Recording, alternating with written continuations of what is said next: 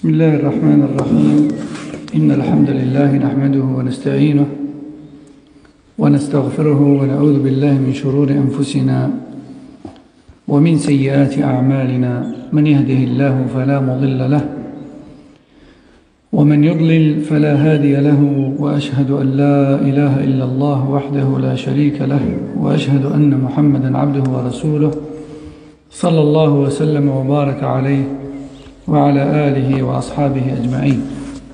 أما بعد، أخذنا في الأسبوع الماضي تعريف السنة لغة واصطلاحا،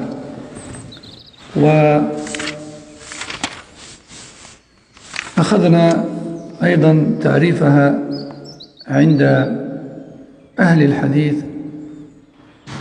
يعني علماء الحديث عند المحدثين، وأخذنا تعريفها عند الأصوليين، وأخذنا تعريفها عند الفقهاء، وذكرنا أن المقصود بالسنة عموما عند السلف الصالح وفي كتب العقائد والمنهج، المراد بالسنة هو كل ما وافق الكتاب والسنة وما كان عليه رسول الله صلى الله عليه وسلم وأصحابه رضي الله عنه من العقائد والأقوال والأعمال. Donc on a vu la semaine dernière la définition de sunna linguistiquement et religieusement, et on a vu ensemble que la sunna, que la définition de la sunna va varier en fonction du domaine scientifique. On a cité par exemple la définition de sunna chez les savants du hadith, la définition de sunna chez les savants des fondements de la jurisprudence, la définition de sunna chez les jurisconsultes, mais à la fin on a dit que ce qui est visé par le sunna chez les pieux prédécesseurs de façon générale et dans les livres de la aqida et de la voie à suivre, c'est tout ce sur quoi étaient le prophète sallallahu alayhi wa sallam et ses compagnons parmi les croyances, les pratiques et les paroles, de façon générale. D'accord ? Et on avait fait un petit lien entre la définition de sunna linguistiquement parlant, à savoir les habitudes et les manières de faire, et entre Rasul sallallahu alayhi wa sallam et ses compagnons sur le plan de la croyance et de la pratique religieuse. Donc, on avait dit que lorsqu'on dit d'une personne que c'est une personne de la sunna, on veut dire par là que c'est une personne qui est exactement sur la croyance et la pratique du prophète sallallahu alayhi wa sallam et ses compagnons. Et lorsqu'on dit d'une personne que c'est une personne de la bid'a, de l'innovation, donc le contraire de la sunna, on veut dire par là que cette personne contredit un principe, voire plus, parmi ceux sur quoi a été le prophète sallallahu alayhi wa sallam et ses compagnons, dans la aqida et la pratique. D'accord ? Et c'est ça qu'il faut le plus retenir dans ce livre-ci, parce que c'est un livre qui nous parle de la voie à suivre. Ce n'est pas un livre dans lequel on va parler de la science du hadith, ni des fondements de la jurisprudence, ni du fiqh. C'est un livre qui traite de la voie à suivre. Donc, on vise par sunna ici, la sunna avec son sens général chez les pieux prédécesseurs, à savoir tout ce sur quoi était le prophète sallallahu alayhi wa sallam et ses compagnons dans la croyance et la pratique. نأخذ اليوم فصل المسميات الشرعية لأهل السنة والجماعة. فأهل الشيء هم أخص الناس به، يقال في اللغة أهل الرجل أخص الناس به، وأهل البيت سكانه، وأهل الإسلام من يدين به، وأهل المذهب من يدين به. فمعنى أهل السنة أخص الناس بها، وأكثرهم تمسكا بها واتباعا لها قولا وعملا واعتقادا. Alors, lorsqu'on dit les gens de la sunna, les gens de la sunna, Ahl sunna, les gens d'une chose sont les personnes qui s'accrochent et qui s'attachent le plus à cette chose. Qui, en plus du fait de se revendiquer de cette chose, ils sont ceux qui s'y attachent le plus et qui s'y conforment le plus. Et dont les paroles et les actes sont le plus conformes à cette chose, parmi le reste des choses. C'est ça les gens d'une chose. Hein? Quand on dit Ahlu al-Shakhs, bon, si je traduis mot à mot, ça donne les gens de la personne. Mais bien sûr, on ne traduit pas ça comme ça. Ça se traduit par les proches de la personne. D'accord? Les siens, hein? Les siens. On vise par les siens, donc les proches de la personne, ceux qui ont un lien de famille direct avec cette personne-là. D'accord? Lorsqu'on dit les gens de la maison, on vise par là les habitants de cette maison. Lorsqu'on dit les gens de l'islam, on vise par là les fidèles de la religion musulmane, les musulmans. Lorsqu'on dit les gens, les fidèles, les gens de telle école juridique, on vise par là les fidèles ou les suiveurs de cette école juridique. Hein? Lorsqu'on dit Ahlul Madhab al-Maliki par exemple, les gens de l'école juridique, les suiveurs de l'école juridique malikite. Vous êtes d'accord avec moi qu'on vise pas par là les Hanifites, ni les Hanbalites, ni les Shafi'ites. On vise par là le Malikiyya. Donc quand on dit Ahlul Shay, les gens d'une chose, on vise par là les personnes qui s'attachent le plus à cette chose, qui se conforment le plus à cette chose. Non, c'est ça Ahlul Shay. D'accord? Donc, lorsqu'on dit Ahl Sunnah, les gens de la Sunnah, on vise par là les gens qui s'accrochent le mieux à la Sunnah, qui la suivent du plus près possible, autant sur le plan de la croyance que des paroles et des actes. Ce ne sont pas des personnes qui acceptent une partie de la Sunnah et en rejettent une autre.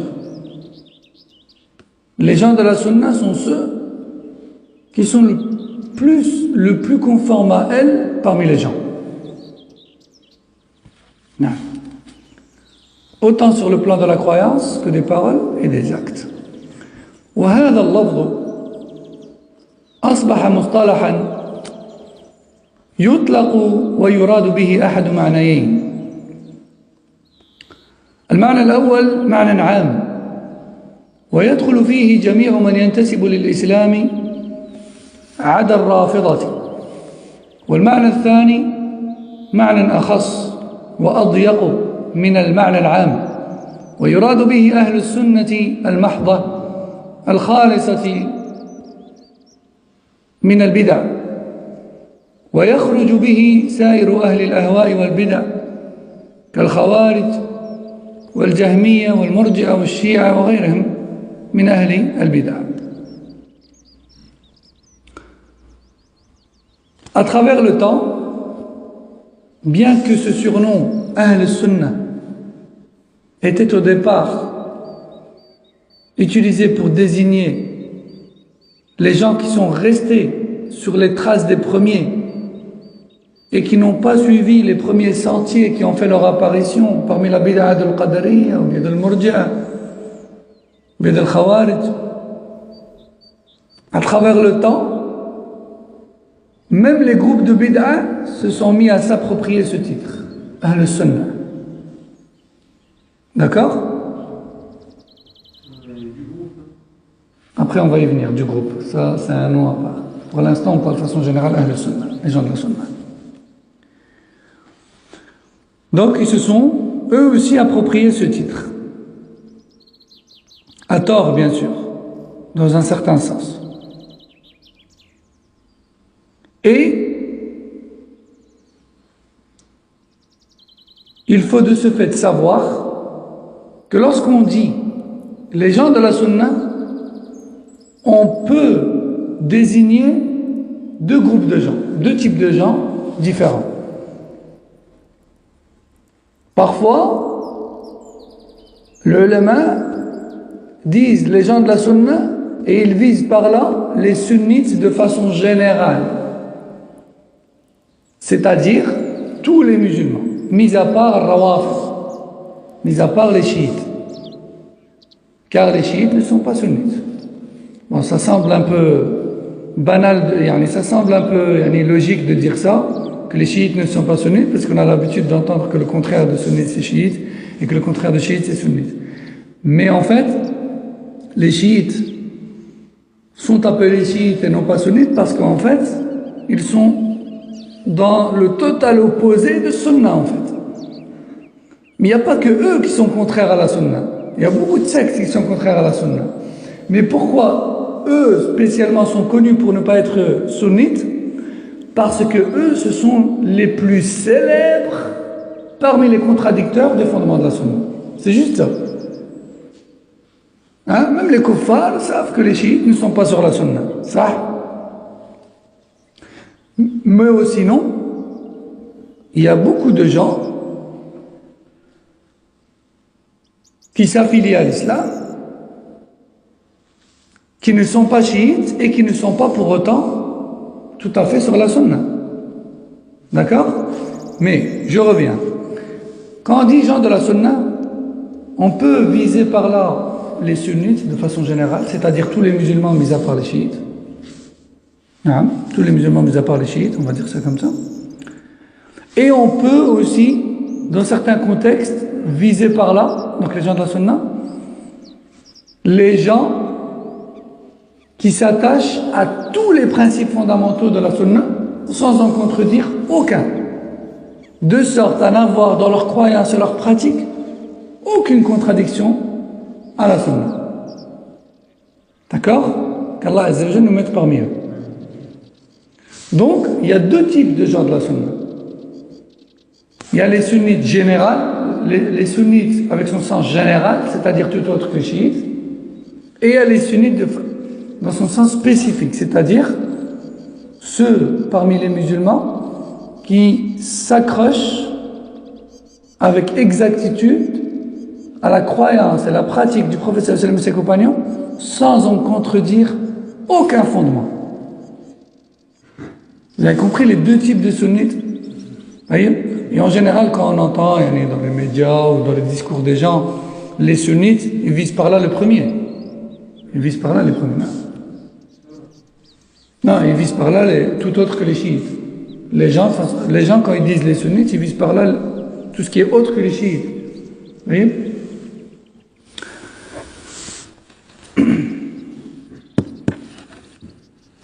يقول شيخ الإسلام ابن تيمية رحمه الله تعالى: لفظ أهل السنة يراد به من أثبت خلافة الثلاثة، فيدخل في ذلك جميع الطوائف إلا الرافضة. طبعا مقصوده بمن أثبت خلافة الثلاثة هنا لا يريد بذلك أن خلافة علي غير ثابتة، بالعكس بل هي ثابتة، لكن ليس هنا مجال ذكر هذه القصة إلا أن خلافة علي رضي الله عنه لم يجتمع عليها الناس، هذا هو السبب.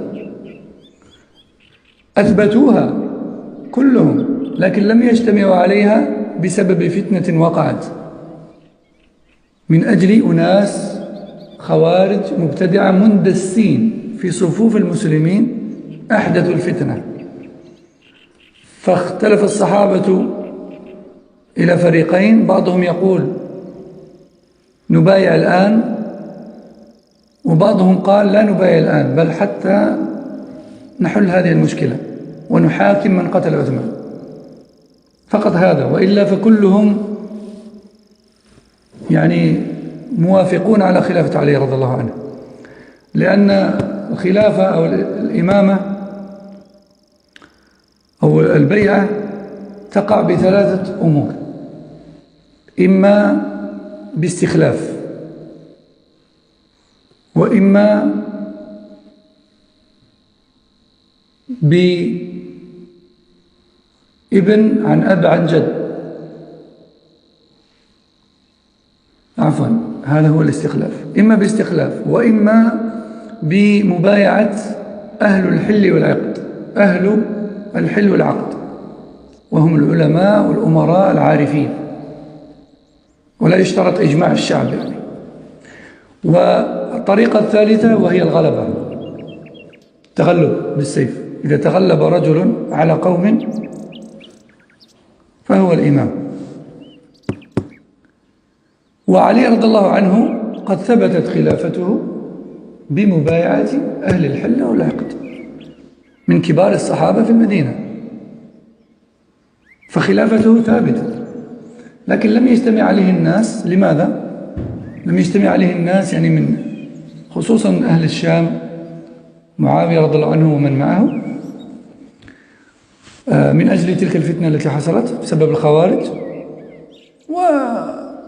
وأما باقي الناس فوقعوا في شبهة، كثير منهم لم يفهم الأمر فاختلفوا. ثم بعد ذلك في نهاية الأمر اتضح أن الحق كان مع علي رضي الله عنه، وكل مجتهد فالمجتهد مأجور أجران، المجتهد المصيب له أجران والمخطئ له أجر واحد. ولا يحق لنا أن نقول كلمة سوء في الصحابة رضي الله عنهم. نرجع الآن إلى، لأن بعض الناس قد يسمع كلام شيخ الإسلام هذا فلا يفهم، ربما تقع في شبهة في ذهنه، فلا بد من بيان هذه النقطة، لا بد منها، من هذه شبهة. قال شيخ الإسلام رضي الله رحمه الله، قال: فلفظ أهل السنة يراد به من أثبت خلافة الثلاثة. يقصد هنا من أثبت إجماع جميع الصحابة على خلافة الثلاثة الأولين، هذا هو المقصود. فيدخل في ذلك جميع الطوائف إلا الرافضة، لأن الروافض يقولون كما بين ذلك الشيخ الفوزان حفظه الله، لأن الرافضة يقولون أن أبا بكر سرق خلافة علي، وأن عمر سرق خلافة علي، وأن الخليفة الحقيقي بعد النبي صلى الله عليه وسلم هو علي رضي الله عنه. وهذا كذب محض. لذلك قال هنا شيخ الإسلام، قال: من أثبت خلافة الثلاثة فيدخل في ذلك جميع الطوائف إلا الرافضة.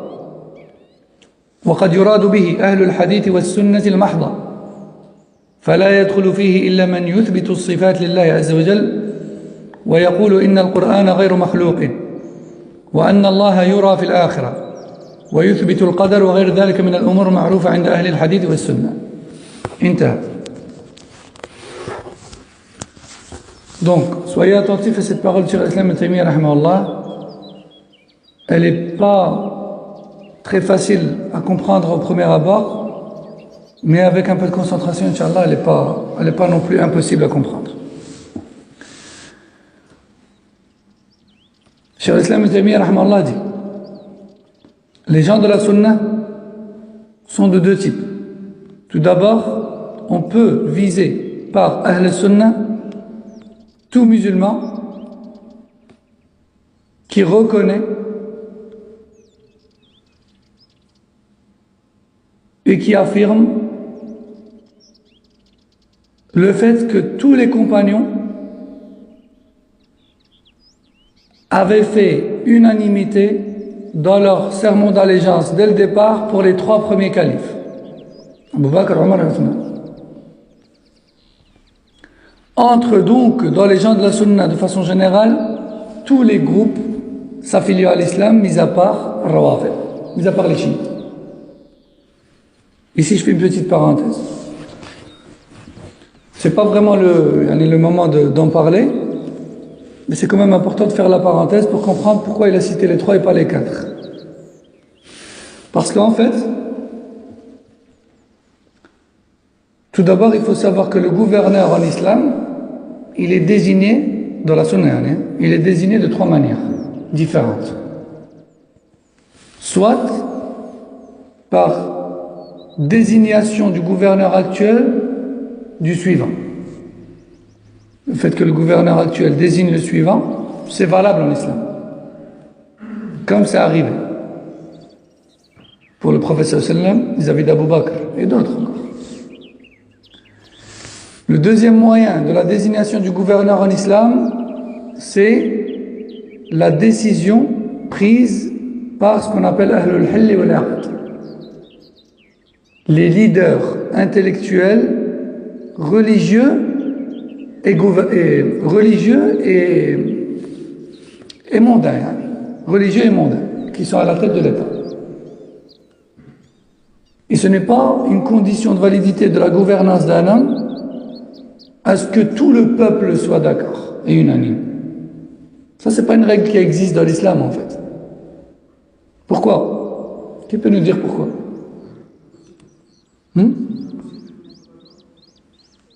Mais il se peut qu'une personne te réponde, c'est pas possible que tout le monde soit d'accord, mais c'est possible d'avoir une majorité. Si on venait à leur demander leur avis à tous. Mais malgré ça, c'est pas valable en islam. Qui peut nous dire pourquoi? Avec nous ou pas?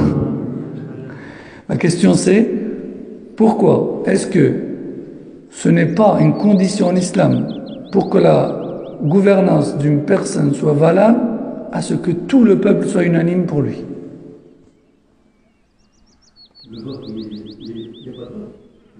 Mais justement, indirectement, c'est ça la question. Pourquoi en islam il n'y a pas de vote? Parce qu'ils ne l'ont pas fait. Oui, mais pourquoi ils ne l'ont pas fait?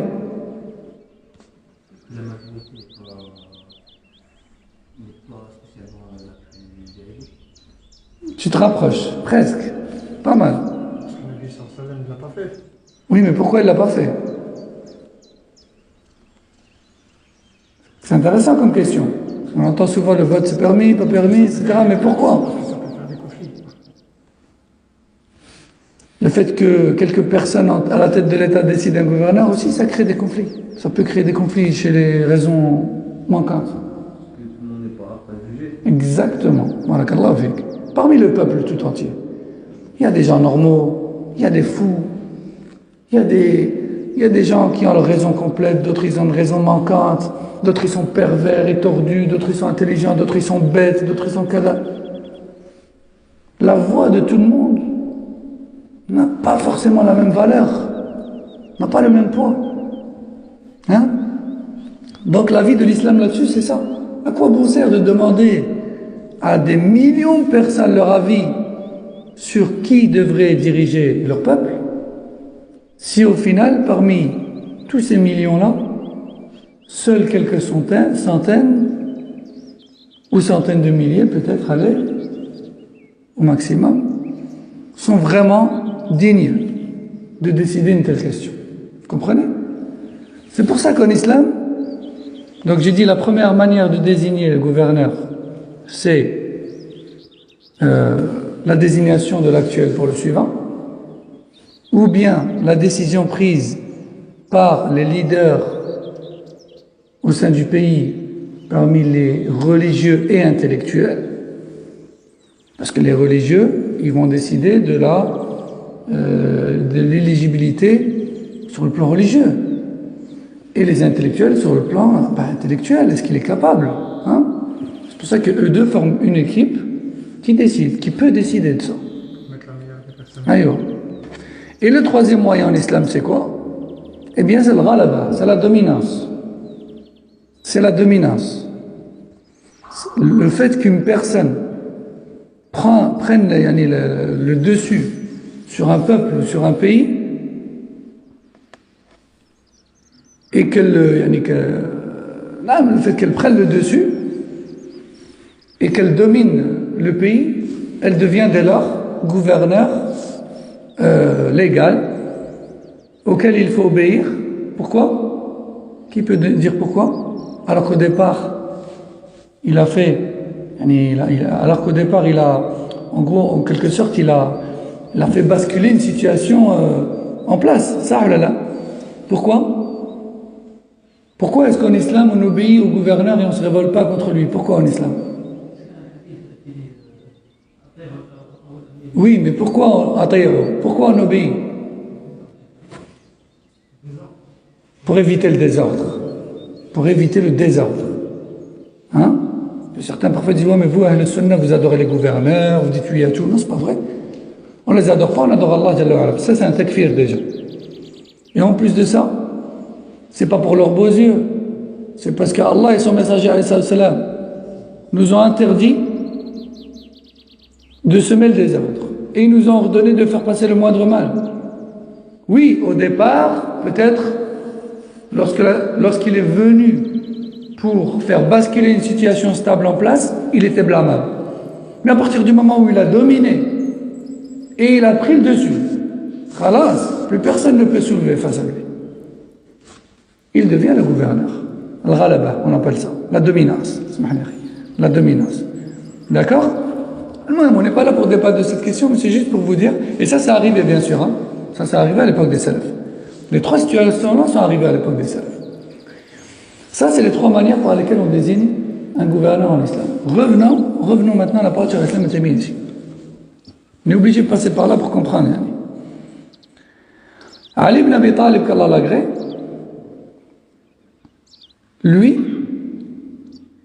bien que sa désignation en tant que calife a été reconnue par tous les compagnons, autant à Médine que Cham qu'ailleurs, mais le serment d'allégeance n'a pas été fait par tous au même moment.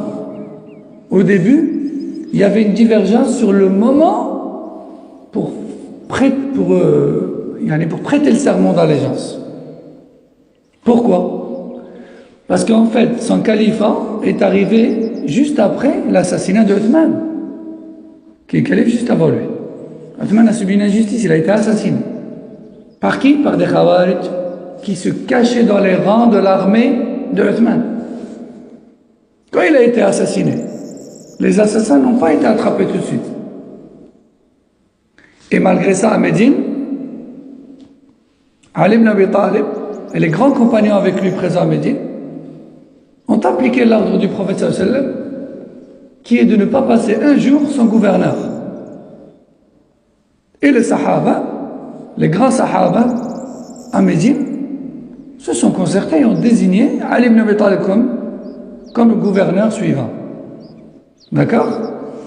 À Cham, à ce moment-là, le représentant là-bas, c'était Muawiyah, radallahu anhu. Et il y avait d'autres compagnons aussi avec lui là-bas. Eux, c'est pas qu'ils n'étaient pas d'accord avec son califat. Ils étaient d'accord. Mais ils n'étaient pas d'accord pour prêter serment d'allégeance de suite. Ils voulaient d'abord établir justice et attraper les criminels. Hein? Ali ibn Abi Talib lui disait, regroupons-nous, reformons la gouvernance afin de stabiliser les choses, et après on passe, et après on les cherche. Muawiyah disait non, d'abord on les attrape, et après, on fera ce qu'on a à faire, parmi les serments d'allégeance et tout ce qui va avec. Et cette divergence-là, et puis ensuite les Khawarij qui se cachaient dans les rangs de Uthman radallahu anhu, et donc par la suite dans les rangs de Ali ibn Abi Talib radallahu anhu, puisqu'il a pris le relais, ils ont fait certaines choses qui ont semé la zizanie entre les deux groupes, et puis il y a eu de grandes tensions, il y a eu même des affrontements, et puis par la suite la vérité a éclaté, et tout le monde a reconnu que Ali ibn Abi Talib radallahu anhu et son avis et celui de ceux qui étaient avec lui était le bon, et que Muawiyah radallahu anhu et ceux qui étaient avec lui se sont trompés. Il y a eu repentir, il y a eu union, etc., etc. Et nous, gens de la Sunna, il nous est interdit de critiquer quoi que ce soit de leurs décisions ou de leurs agissements. Car le prophète sallallahu alayhi wa sallam a dit, lorsqu'il y a divergence entre personnes habilitées à négocier, dans ce genre de sujet, comme Sahaba, eh bien, celui qui a eu bon est récompensé à 2 reprises, à 2 fois, et celui qui s'est trompé est récompensé tout de même une fois pour l'effort de réflexion qu'il a eu. Donc voilà pourquoi ici il a dit, les gens de la Sunna de façon générale sont tous musulmans qui reconnaissent que les Sahaba ont été tous unanimes dès le départ dans la reconnaissance et le serment d'allégeance prêté aux 3 premiers califes. On n'a pas cité Ali parce que Ali radallahu anhu, les gens n'ont pas fait unanimité dès le départ dans le serment d'allégeance. Vous avez compris maintenant? Ça, il a dit ça. Mais là, il est en train de parler des sunnites de façon générale. Hein. Il a dit les gens de la sunna de façon générale sont ceux qui reconnaissent le serment d'allégeance dès le départ avec unanimité pour les 3 premiers califes. Entre donc dedans tous les groupes s'affiliant à l'islam, mis à part Ar-Rawafid, les chiites. Tu voulais dire une chose? Ah, tu voulais dire quelque chose tout à l'heure? Moi, je n'ai pas très bien compris l'histoire de la dominance. Je n'ai pas compris la situation. Une personne arrive avec une force armée, etc. Elle prend le dessus, elle fait ce qu'on appelle à notre époque un coup d'État, par exemple, hein, et elle prend le dessus, elle prend le contrôle, elle prend les rênes de l'État, du pays, sans que personne ne puisse l'empêcher. Et du jour au lendemain, elle contrôle le pays. Voilà, c'est ça la dominance. Vous voyez, nous, en tant que peuple, on fait passer le moindre pire, on favorise le moindre pire. On ne va pas aller s'amuser à se ressoulever contre lui, pour, etc. Non, nous, en tant que musulmans, gens de la sunna, on cherche à faire couler le moins de sang possible. Donc, qu'est-ce qui nous incombe une fois que cette personne a dominé le pays? Obéir, point barre, c'est tout. On n'est pas des... Ouais. On n'est pas... Personne ne nous a demandé de partir en mission. Alors, vous avez compris la domination? Donc, Cheikh Islam Ibn Taymiyyah ici nous a décrit les gens de la sunna de façon générale. Qui sont-ils, hein? Pourquoi il a cité ce détail-là? Parce que c'est le détail qui rassemble le plus de musulmans possible, en fait, à part les chiites. Il aurait pu citer d'autres détails que tous les musulmans reconnaissent. L'existence du paradis, l'existence de l'enfer, il aurait pu citer d'autres. Mais, bien que certaines sectes, de par leur philosophie, rejettent indirectement l'existence de Jannah wa Nar. Hein? Et donc, il a cité un critère qui regroupe le plus de musulmans possible, à savoir le califat des 3 premiers. C'est pour ça qu'il a dit sauf les Rawafid, sauf les chiites. Après, il a dit, et parfois, lorsqu'on dit gens de la sunna, on vise par là ceux qui s'attachent à la sunna, ceux qui s'attachent ardemment à la sunna sans ne rien en délaisser et ne rien en contredire. Comme le fait de reconnaître à Allah tous les noms et attributs rapportés dans le Coran ou la Sunna. Et comme le fait de reconnaître que le Coran est véritablement la parole d'Allah et que ce n'est pas une créature. Et comme le fait de reconnaître qu'Allah sera aperçu par les croyants dans l'au-delà. Et comme le fait de reconnaître qu'Allah Jalla wa Ala a véritablement prédestiné toutes choses. Et autre que cela, parmi les fondements des gens de la Sunna, hein, autre que cela parmi les choses célèbrement connues, autre que cela parmi les choses connues chez les gens de la Sunna. Fin de citation. Donc là, encore une fois, il a cité juste quelques critères qui rassemblent les salafiyoun, en fait. Il a cité quelques fondements des gens de la Sunna. Fin de citation.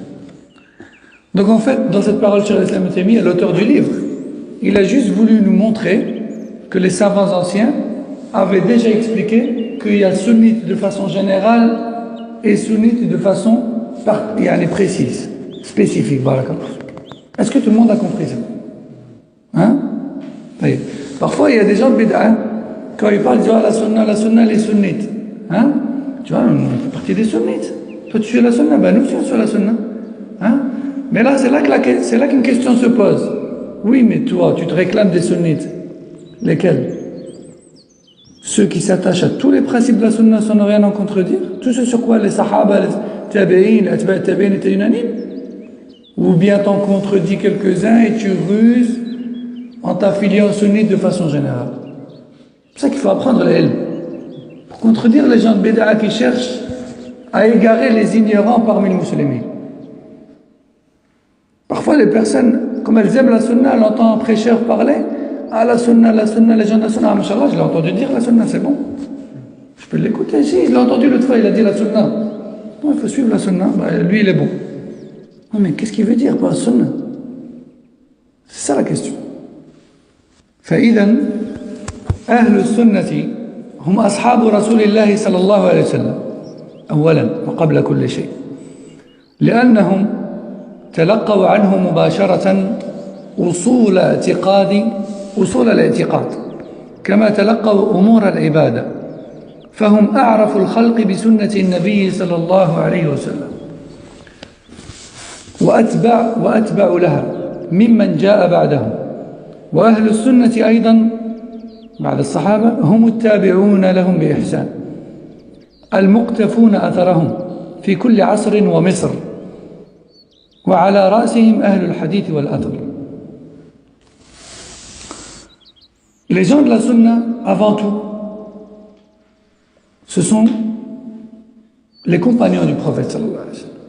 C'est eux les premiers Ahl Sunna. Il n'y a pas meilleur qu'eux dans la Ummah comme Ahl Sunna. Qui connaît mieux Sunna que eux? Qui la suit mieux que eux? Ils ont vu de leurs yeux et entendu de leurs oreilles directement. Ce sont eux les véritables premiers gens de la Sunna.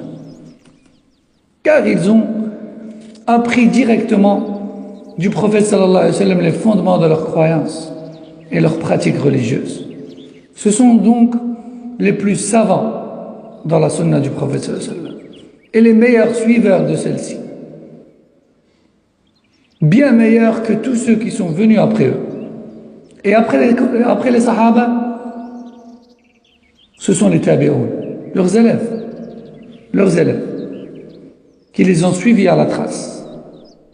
Et puis ensuite, tous ceux qui les ont suivis, génération après génération, peu importe leur situation géographique, en toute époque et en tout lieu. En toute époque et en tout lieu.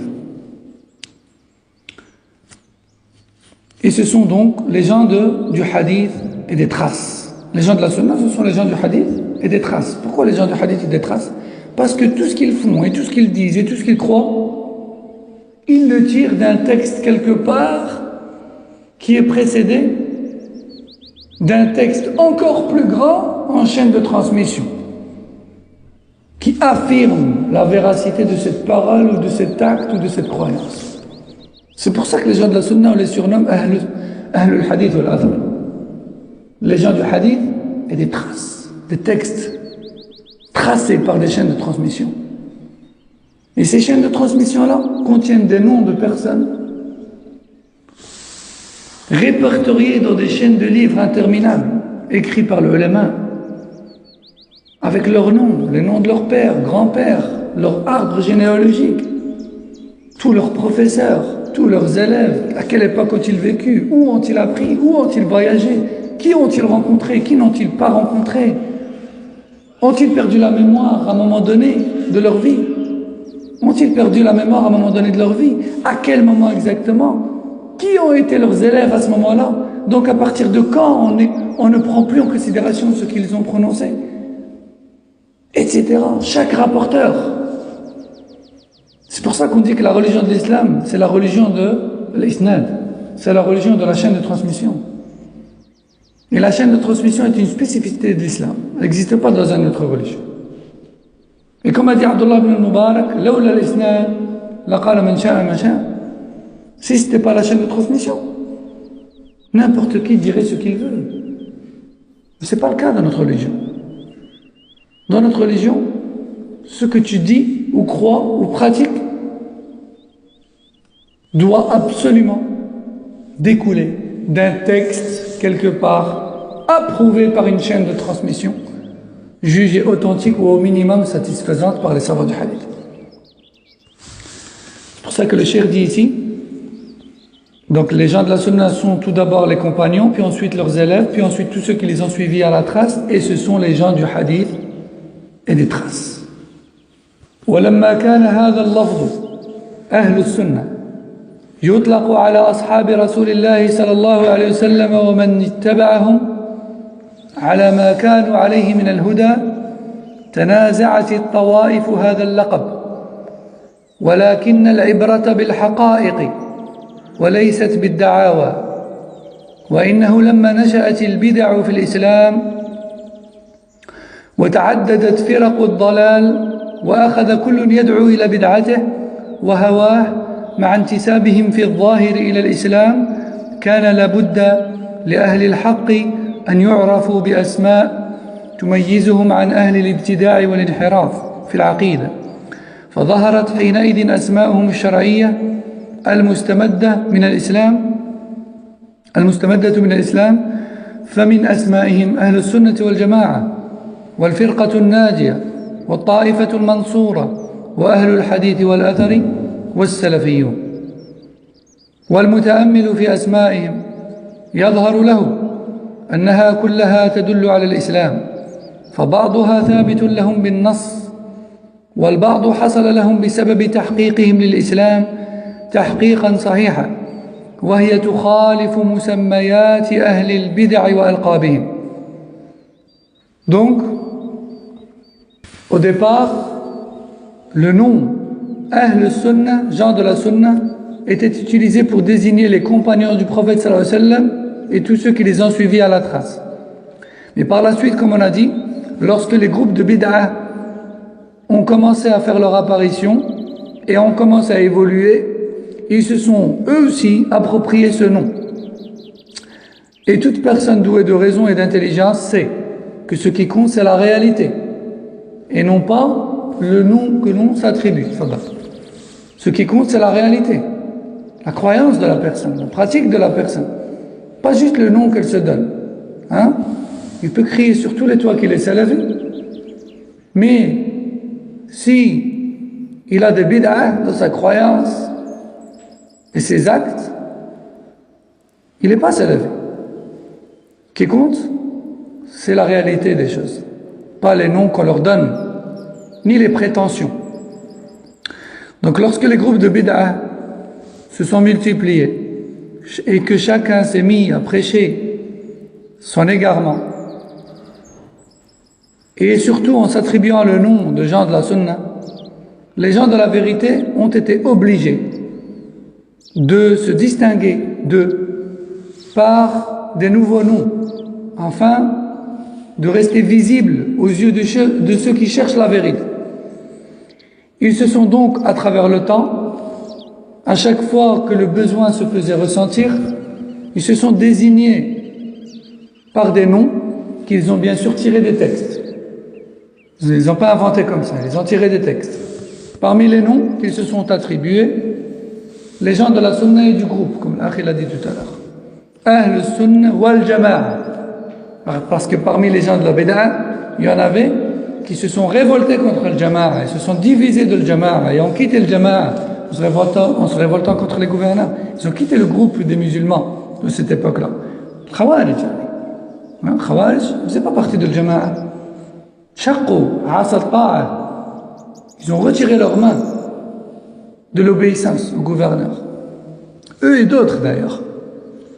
Donc, parmi les noms que les gens de la Sunna se sont attribués, les gens de la Sunna et du groupe aussi, parmi les noms, Al-Firqatun Najiyah, le groupe sauvé.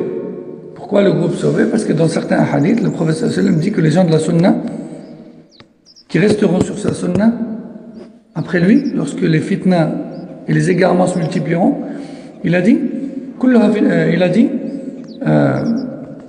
لا تزال طائفة من أمتي على الحق ظاهرة على الحق. لا عفوا كلها في النار إلا واحدة. عفوا كلها في النار إلا واحدة. Il a dit, tous les groupes, ma communauté se divisera en 73 groupes, tous mériteront l'enfer, sauf un. Qui est-il? Ceux qui seront sur ce sur quoi je suis moi aujourd'hui, mes compagnons. Donc, c'est le groupe sauvé du feu. C'est le groupe sauvé du feu. C'est-à-dire qu'ils n'entreront pas dans le feu, qui ne mériteront pas le feu comme les autres groupes le mériteront pour leur bid'ah. D'accord? Donc, groupe sauvé, c'est de là que ça vient. Aussi, et on détaillera bien sûr chaque nom. Aussi parmi les noms, At-Ta'ifat al-Mansour, le groupe victorieux. Pourquoi victorieux? Parce que le prophète sallallahu alayhi wa sallam a dit La tazalu ta'ifatun min ummati ala al-haqqi zahira. Et dans une version Mansoura, La yadurruhum man khadalahum wa la man khalafahum hatta taqum as-sa'a wa hum ala dhalik. Il restera toujours un groupe de ma communauté victorieux face à leurs ennemis. Ni ceux qui cherchent à les trahir de l'intérieur de la communauté, genre de la bid'ah, ni ceux qui cherchent à leur causer du tort de l'extérieur de la communauté, les kuffars, ne parviendront à les éteindre. Jusqu'à ce que la fin des temps, l'ordre d'Allah ne survienne et ils seront toujours clairement visibles. Donc au début, il dit quoi? Victorieux. Ils resteront toujours victorieux. Certes, ils faibliront, comme on le verra, comme dit Cheikh al-Islam Ibn Taymiyyah, à certaines époques, ils faiblissent, il y a d'autres époques, ils se renforcent, hein, à travers le temps. Il y a des époques où ils sont plus forts et plus visibles, d'autres époques où ils sont plus faibles, moins visibles, mais ils seront toujours là. Et la bonne fin est pour eux. Donc c'est pour ça, groupe victorieux. Parmi leurs noms, Ahl al-Hadith, les gens du Hadith, ou al-Athar, ça on a expliqué pourquoi. Parmi leurs noms, Salafiyoun, les Salafis, c'est-à-dire c'est le diminutif de suiveurs des Salaf, suiveurs des pieux prédécesseurs, Sahaba. Et quiconque médite sur ces noms-là verra qu'en réalité il n'y a pas de différence entre eux en fait. Ça désigne toujours la même chose. Ça désigne toujours l'islam du premier jour. Ça désigne toujours l'islam du premier jour. Et ces noms-là aussi n'ont pas été inventés subitement, n'ont pas été inventés de leur tête, mais plutôt ils ont été tirés de textes. Des textes. Contrairement au nom des gens de Bid'a. Contrairement au nom de gens de Bid'a, et ça on va le voir Inch'Allah la semaine prochaine, les noms des gens de Bid'a, ils sont soit tirés de leur gourou, de leur fondateur, hein, comme par exemple le Jahmiya. Le Jahmiya, leur nom il vient d'où? Il vient de Jahm, Ibn Safwan. Hein? Même si la Bid'a là, elle avait été au premier, inventée par le Ja'd, mais elle a été reprise par le Jahm Ibn Safwan. C'est lui qui l'a rendu célèbre, cette bid'a, qui est de rejeter les noms et attributs d'Allah sans exception. Et donc, elle a été propagée au nom de le Jahm Ibn Safwan. C'est pour ça qu'elle a été nommée le Jahmiya, cette secte. Donc, les noms des gens de bid'a, soit ils sont tirés du nom de leur fondateur, soit ils sont tirés de leur lieu de vie, comme le Haruriyya. Les Khawarij qui étaient à Harura, ils ont été nommés le Haruriyya parce qu'ils habitaient à Harura. Soit ils ont été nommés par rapport à leur bid'a, hein, comme le Qadariyya. Ils sont nommés Qadariyya, pourquoi? Parce qu'ils avaient une erreur grossière dans le Qadar, dans le destin. D'accord? Donc les gens de bid'a, eux, ils sont nommés par rapport soit à leur lieu, ou leur fondateur, ou leur bid'a. Mais les gens de la sunna, non. Ils sont nommés par rapport à leur suivi des premiers. Par rapport à l'islam du premier jour. C'est par rapport à ça, en fait. Les gens de la sunna, ils n'ont pas de gourou. Ils n'ont pas de fondateur. Les gens de la sunna, la seule personne qui suit sans poser de questions et sans objection, c'est le prophète sallallahu alayhi wa sallam. C'est le prophète sallallahu alayhi wa sallam. Personne d'autre. Vous allez me dire, oh, mais les compagnons. Et les compagnons, eux aussi, suivaient le prophète sallallahu alayhi wa sallam sans objection. Et nous, on suit les compagnons dans leur suivi du prophète sallallahu alayhi wa sallam sans objection. Mais les compagnons ne sont pas infaillibles. Ce ne sont pas des prophètes. Il est arrivé à ce que certains compagnons fassent des ijtihad et se trompent. Comme on l'a vu tout à l'heure d'ailleurs. Hein? Qui est-ce qui ne se trompe jamais parmi les humains? C'est les prophètes, alayhi salam. Pourquoi? Parce qu'ils parlent avec révélation. Ils transmettent ce qu'Allah leur a révélé. Est-ce qu'Allah se trompe? Allah ne se trompe pas. C'est pour ça que l'imam Malik rahimahullah dit Kullun yukhadu min qawlihi wa yurad. Illa Rasulullah sallallahu alayhi wa sallam. La parole de quiconque peut être acceptée ou rejetée, sauf celle du prophète sallallahu alayhi wa sallam. Et il a aussi dit, rahimahullah, c'est une parole qui est hors contexte. On va s'arrêter ici pour aujourd'hui, Inch'Allah. Subhanakallahumma wa bihamdik. Ashhadu an la ilaha illa ant. Astaghfiruka wa atubu ilayk. Wa sallallahu wa sallam ala nabiyyina Muhammad wa ala alihi wa sahbihi. Assalamu alaikum wa rahmatullahi wa barakatuh.